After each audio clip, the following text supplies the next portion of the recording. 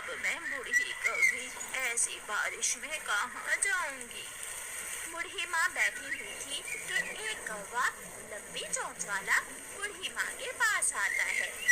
इस पोटली में क्या है? तुम ये पोटली मुझे दे दो। नहीं, मैं नहीं दूंगी, ये मेरी है।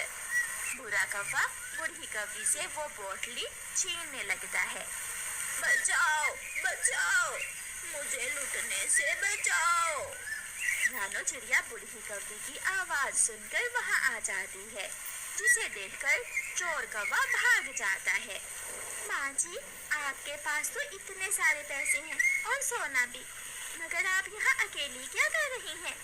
ये सब मेरे पति ने मुझे दिया था। शायद उसे मालूम था कि हमारा बेटा एक नंबर का नालायक निकलेगा। उसने आज मुझे घर से निकाल दिया है। माँ जी, चलें, आप मेरे साथ मेरे घर में चलें। आप मेरे साथ मेरे घर में रहें। फिर चिड़िया बूढ़ी कौवी को अपने साथ अपने घर ले जाती है। चिड़िया बूढ़ी कौवी को गरम गरम खाना देती है।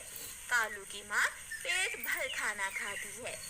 बेटी, ये सब तुम रख लो, मेरे ये किसी काम का नहीं है, और अपने बच्चों का अच्छे से पालन पोषण करो।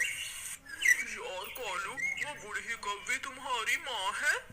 हाँ, मैंने उसे अपने घर से निकाल दिया है। तुम्हारी माँ भी बड़ी सियानी निकली। घर से जाते हुए वो सारा रुपए भी साथ ही ले गई। क्या? ये तुम क्या कह रहे हो? हाँ, चिड़िया उसे अपने साथ ले गई है।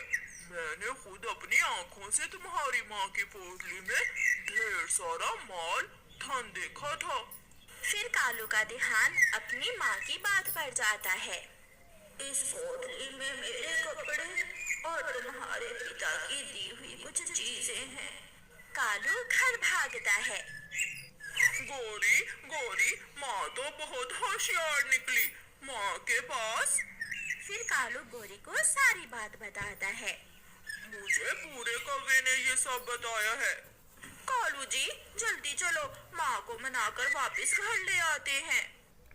कौवा और कौवी भागे भागे चिड़िया के घर जाते हैं। मुझे पैसों का कोई लालच नहीं है, तुम अपनी माँ को ले जा सकते हो। माँ जी, आपका बेटा भूल गया था, चले घर चले। मैं अपनी सास की अपने हाथों से कंघी किया करूंगी। चलो मेरी सुंदर सी सास, अपने घर चलो।